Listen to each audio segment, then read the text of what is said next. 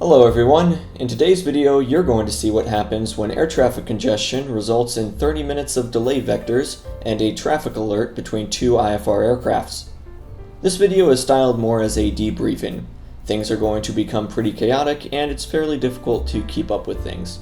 So, you'll occasionally see me pausing to explain what's going on around me, what ATC is doing, and discuss things that I could have done better in this situation. As a disclaimer, I am a flight instructor, but not an instrument instructor, so I have no real credentials to be teaching the instrument procedures I talk about in this video. Take this as my own debriefing, not as a teaching tool. So sit back, relax, and enjoy the show. This is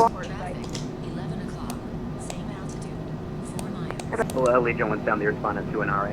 Number 39 Charlie Juliet, clearance available, advise ready, copy. ready to copy, 9er Charlie Juliet. Number 39 Charlie Juliet, cleared to Reno Airport, Monterey 5 departure, radar vectors San Jose, direct Orca 1 arrival, climb via SID, departure frequency 124.52, squawk 4533.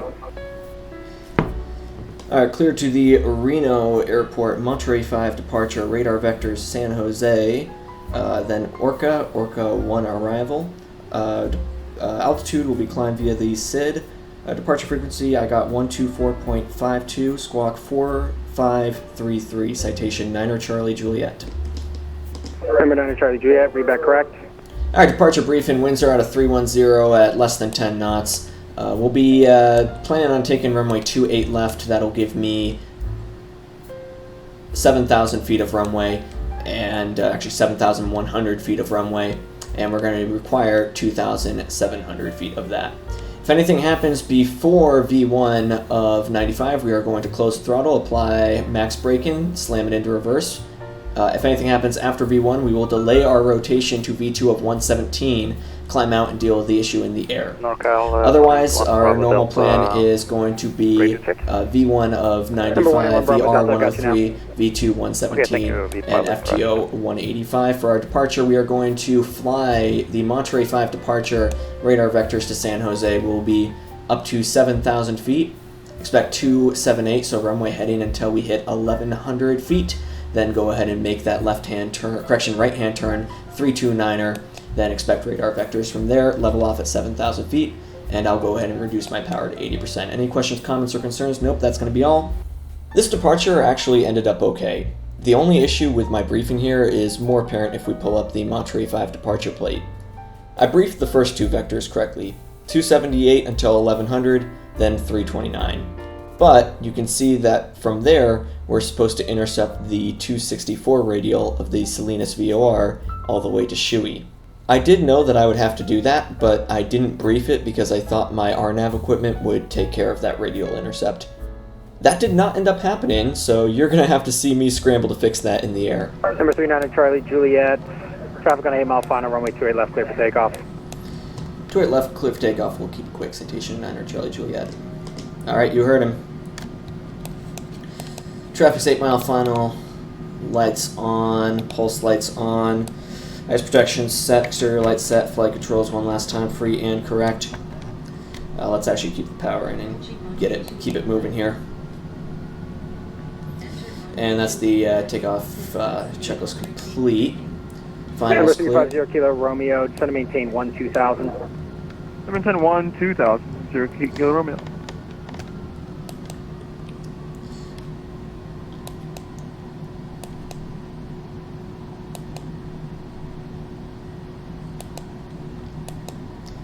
There's runway 28 left.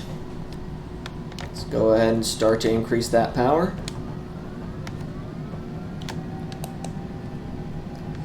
50% stabilized, will increase to takeoff.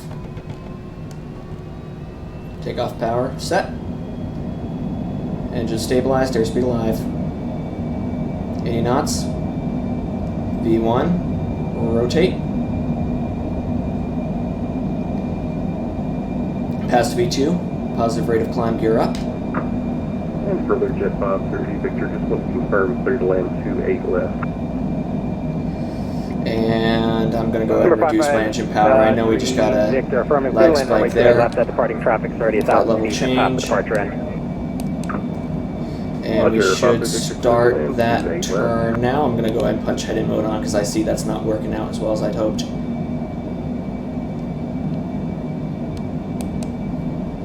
And I'm going to say autopilot on.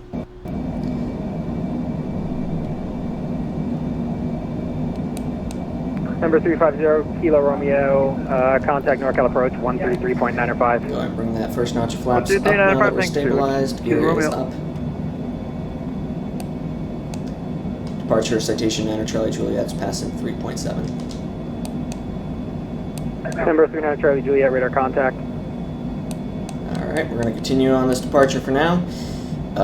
Ideally, if the game won't freeze on me, which it looks like it will, I'm going to go ahead and... Number 39 Juliet, yeah, just for now, maintain 7,000. Yep, we'll climb maintain 7,000. Citation 9 Charlie Juliet. Alright, up to 7,000. Let me just adjust my map here. Map settings. Increase the detail here just a little bit so I can see that vortac. And Number 553, oh, we've got Victor, turn left when able, taxi via Alpha to the ramp. so there's 7,000. Left when able and to the Go ahead and left. level off. Victor, Start to after reduce you. that power myself, just so we can stay ahead of this airplane. And right around now, we can punch in direct to Shui. So I'm gonna hit home, flight plan, direct to, please. What I ended up doing was first trying to adjust my map to see if I could visually locate the Salinas VOR, and then draw almost an imaginary line between it and Shui. I quickly decided that that would take too long and ended up just referring to my 4-flight map, which showed me where I was relative to both Shui and Salinas, and from there I was able to use that to determine when I needed to turn direct Shui. That is not a legal form of RNAV navigation, and while it did work in the end, in the words of my instructor, it works, but it's sloppy. Here I'm trying to input as much into my plane's computer as early as I can. Based on my analysis of the weather, I'd figured we'd be taking the 3.5s into Reno, so I punched in the ILS for 3.5 left. My reason for selecting via vectors is because if you read the Orca 1 arrival plate, it states that I should, after passing Haboa, maintain heading 030 and expect vectors to the final approach. Now at some point when I paused the recording, I began hearing ATC advise other aircraft into Reno to expect the 17s. This isn't a huge deal. It just means that I have to get my approach plate and briefings ready for a likely change in plan. Just taking a look at the rest of this the United star call here. sign again? 57? Obviously 16,000. I guess they're taking runway 17, the 17s, because that's what they're saying. Radar service terminated. 17 left and right over at Reno. So I guess we'll go ahead and plan for that. So I'm actually going to go ahead and change that to 17 right is what I'm going to plan for. So procedures, 2969 ILS for ILS X-ray or Yankee or Zulu. We'll and Speedbird plan 28 for the kilo, Yankee. got holding Let's instructions see. advised ready to be. Just make sure there's nothing important. Missed approach has a minimum climb rate, that's all. Okay, so we'll plan for ILS Yankee. And expect a further clearance on the Minimums hour. will be 4915. And So via vectors is what we're going to plan for. And, oh, hold on, minimums 4915. Speedbird 28 kilo flight. Center, Citation 39er Charlie Juliet, request descent. Number 39er Charlie Juliet, descend via the Orca 1 arrival. The altimeter at Reno is 3014.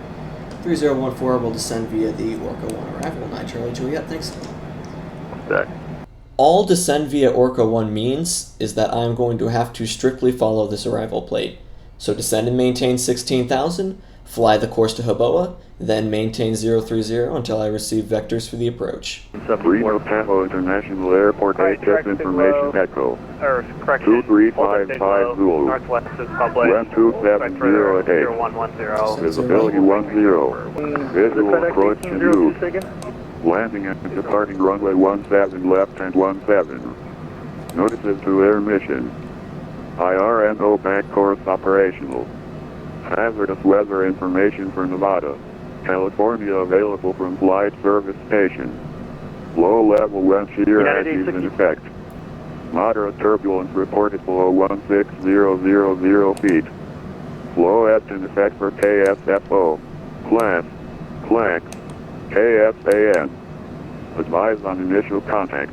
You have information echo. Alright, we have echo. Awesome. I'm going to go ahead And and get that. Delta. Standby. November 39 Charlie Juliet, contact approach 125.1. Over to 125.1, 9 Charlie Juliet. Have a good night. See ya. FedEx. Reno Approach, citation 39er Charlie Juliet, flight level 220 on the Orca 1 arrival.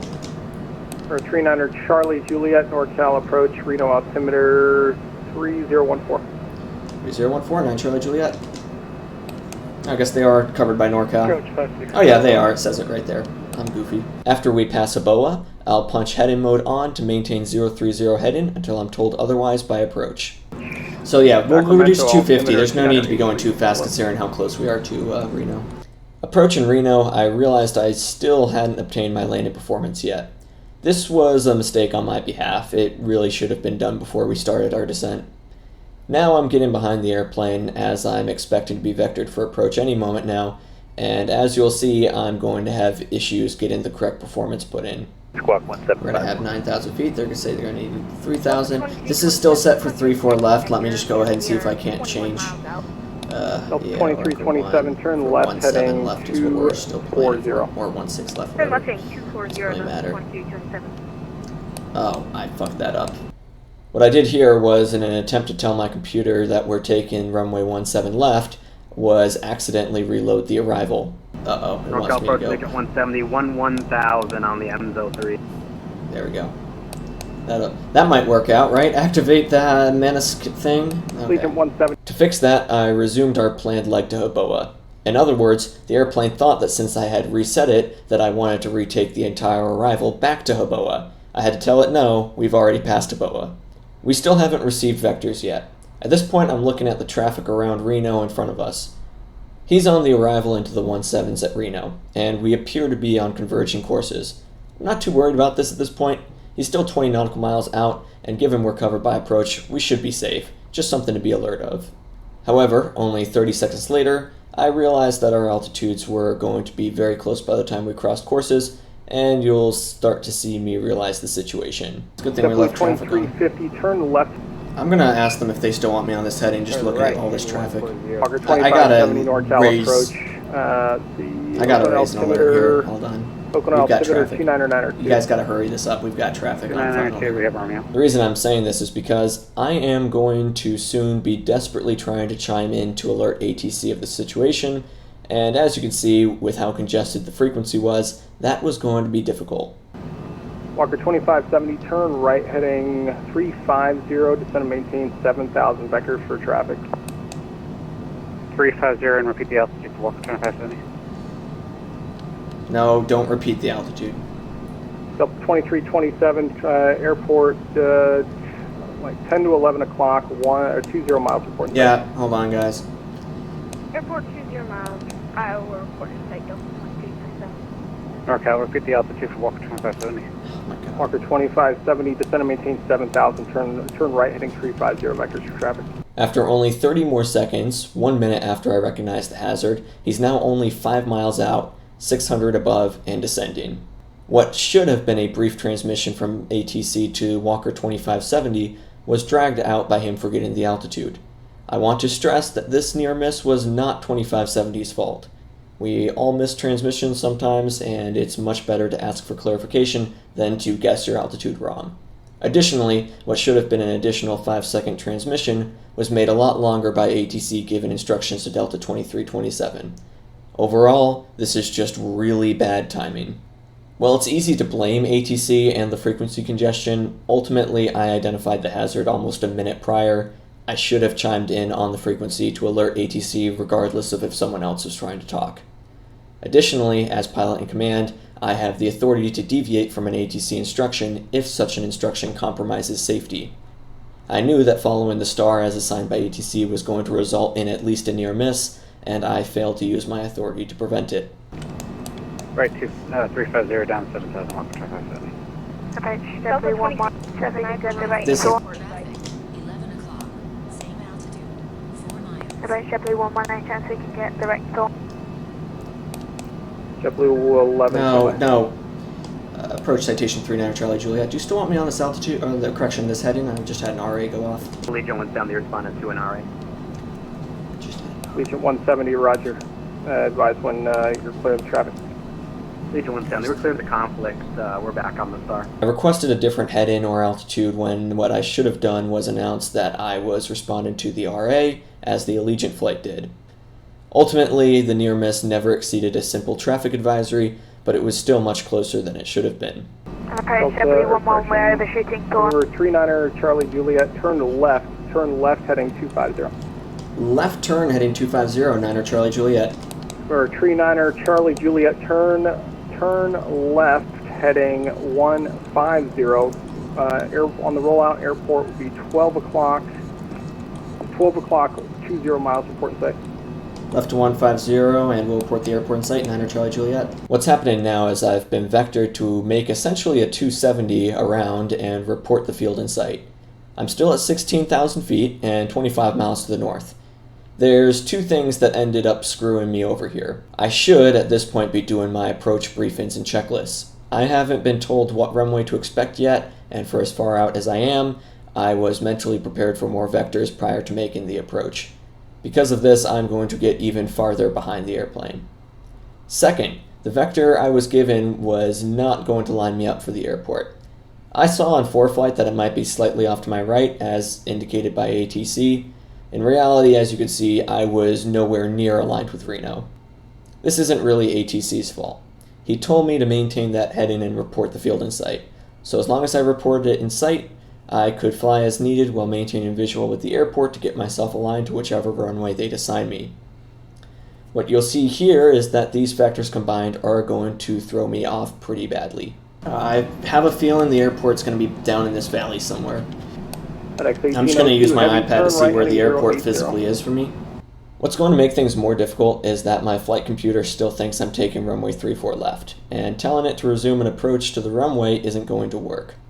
But you can still see on the GPS that the entire approach is much farther to the right than I would have liked. For 39er Charlie Juliet, airport 12 o'clock, 20 miles, report in sight. Roger, still looking for the field, 9 Charlie Juliet. For 39er Charlie Juliet, descend and maintain 10,000. Down to 10,000, 9er Charlie Juliet.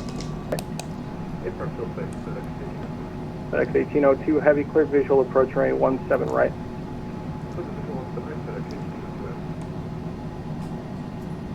November 125 Whiskey Foxtrot, climbing out 16 of out now. 5,600. I'm looking at the right area, but I can't see the runway because of how far out this vector is. I also didn't realize how quickly I was approaching the airport, and my altitude was going to be way too high. I can't lie and say I have the field in sight. That's just unethical right there. No, I'm pretty sure Reno's in there. Radar contact, 5 Whiskey Foxtrot. You don't need to read that back. For 39er Charlie Juliet, turn left heading 350. Okay, left 350, 9 Charlie Juliet. JetBlue 11, descend and maintain 7,000. Is that the field there? 7,000, Right JetBlue behind? Whiskey runway 20, clear for takeoff. Oh, that was the airport. Clear for Shoot. takeoff. Now I'm realizing what's happened. On top of being too high and too far east, my scenery just wasn't loading the airport quickly enough for me to have it in sight, and ATC was going to have to send me back around for another approach. 080 down to 2,000, Delta 2135. NorCal, this is Delta 2327 at 1300 Still trying to get a word. at flight level 1300 and going around at Reno. Approach Citation 39 Charlie Juliet. We've got the field in sight now. Can we expect vectors back around for final? For 39er Charlie Juliet, affirmative, turn left heading 350. Left to 350, 9er Charlie Juliet. At this point, things aren't going to go well for the controller. Before we continue this video, I want us to step in his shoes for a second. He has one aircraft that is being vectored back around for the visual at Reno. That's me. Another on the mist at Reno. 2 more aircraft inbound for Reno, and a whole other host of airports that he needs to manage. Number 513 Tango Whiskey is at 5,500, just outside of Concord, Buchanan, headed to Sacramento International. Oh, this poor guy is just getting swamped right now. NorCal Smoke 187, request vectors, final bingo. Smoke 187, request cancel I4. Smoke 187 heavy, turn left heading 28, correction, turn left heading 260. 260, smoke 187 heavy. Delta 237, 27, turn left contact heading vector. 260 to set and maintain 10,000. At NorCal Beach 5172 Whiskey, 14 miles southwest of Sacramento, 2000. Contact Oakland Center at 27.95, 5 Whiskey Foxtrot. Good day. NorCal Approach, November 513 Tango Whiskey. I wasn't sure if my radio transmission went through for radar contact. Or 513 Tango Whiskey, standby. Roger. Or 39er Charlie Juliet, traffic 12 o'clock, 10 miles westbound, a heavy A300 at 10,000, report to say. I got the traffic in sight, 9er Charlie Juliet. Or 39er Charlie Juliet, follow that traffic, maintain visual separation. Alright, we'll maintain visual separation and follow the traffic, 9 Charlie Juliet. At this point, I'm going to cheat a little and just follow his path on the traffic radar. It's not what you're supposed to do, but this way I at least know I'm not going to cut him off and leave a healthy amount of space behind him. All aircraft on frequency, standby, or in a controller change. Smoke 187 heavy, turn, or join the localizer runway 17 left. Okay, join the localizer now. Okay, we're going to go ahead and punch in that localizer now. Okay, so this was kind of stupid of me. Even though I'm cleared for the visual, since I'm following the A300, and we know that he's following the localizer, I figured I'd load up the localizer for reference. Unfortunately, I was looking for runway 17 left when he was cleared for 17 right. There's no ILS or localizer for 17 left, so I punched in the RNAV. Okay, pause again. It turns out when you look back, yes, he was actually cleared for 17 left.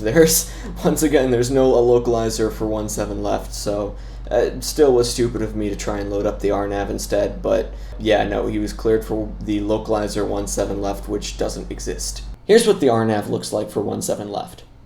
It is nowhere near the same as the localizer for 17 right. Luckily, I'm just following the traffic in front of me, but since my computer thinks I'm doing something else, you're going to hear a lot of terrain advisories. We're 09 IFR flight plan. and we're heading 04010,000, and we're approaching fuel critical, so we need to enter the airport here in a little bit. Oscar 121, turn right heading 270, just to maintain 5,000, quick Dallas 17 left. 270, 5,000, 17 left, Alaska 121. And NorCal, Delta 2969. Flight level 190.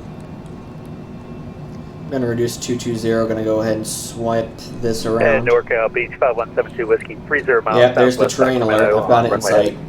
NorCal Approach, Citation 39er Charlie Juliet. We've got Reno in sight, number 2 behind the A300. 39 Charlie Juliet, clear visual approach, 17 right. Clear visual 17 right, 9 Charlie Juliet. Alright, we'll go ahead and disable autopilot. NorCal, Delta 2969. Turn right, maintain 4,000 knots, and maintain 4,000. Alright, my airplane, I'm going to take this in by hand. Number 39 Charlie Juliet, contact Reno Tower, good day. Over to Tower 9 Charlie Juliet. Mark 1483, contact Oakland Center, 12. Reno Tower, Delta 2969. 2969 Reno. Yeah, NorCal's not picking me up, and I'm just floating out here heading to the north. Can you direct me back in, please? 2969, let me see if I can find you, hang on. 10,000, I'm heading 350, and I'm just heading north. Gonna bring that second notch in 10 miles out. Delta 2969, turn left heading 290 for now. Let me see if I can get somebody to get a hold of you. 290, Why did my thank you auto very much. throttles just... I'm down to about my fault. 4,000, so I need to get into for fuel. 2969, no worries. Yeah, if you want to make it a heading of 250, we'll do it that way. Okay, you guys gotta keep this conversation 250, thank you, sir. I gotta be honest, at this point I completely forgot what runway I was inbound for. I personally would prefer to take 17 left at this point since it's closer to the FBO, so I just told Tower I was inbound for the visual 17 left and waited to see if I'd get yelled at. And Tower Citation 39er Charlie Juliet's on about an 8 mile final, 17 left. And over 39 Charlie Juliet, 17 left, clear to land. You're following a heavy A300 for the right. Alright, 17 left, cleared land, and we'll follow the heavy Citation 9 Charlie Juliet. And that's how you get the runway you want. The approach checklist is going to be Flaps are set full, gears down, 3 green. Gotta go ahead and add power to clear that terrain alert. Oh, definitely a sizable crosswind out of the west here. Look at this. So let's go ahead and get back reestablished here. Speed brakes are retracted. Flaps set, gears down, 3 green. Spoilers not required. ECAS no alerts. Auto throttle and autopilot are both off. We'll go ahead and reduce down to 122 here as we get close. Reno Smoke 187 Heavy, you made it down. We're on Lima Short Alpha going to cargo. We're going to go well below VREF. We are not too low terrain. I've got...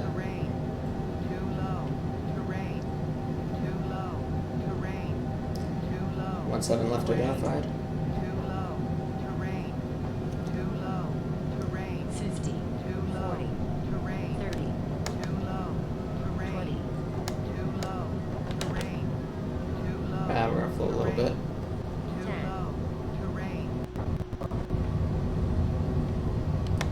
Alright, first is out.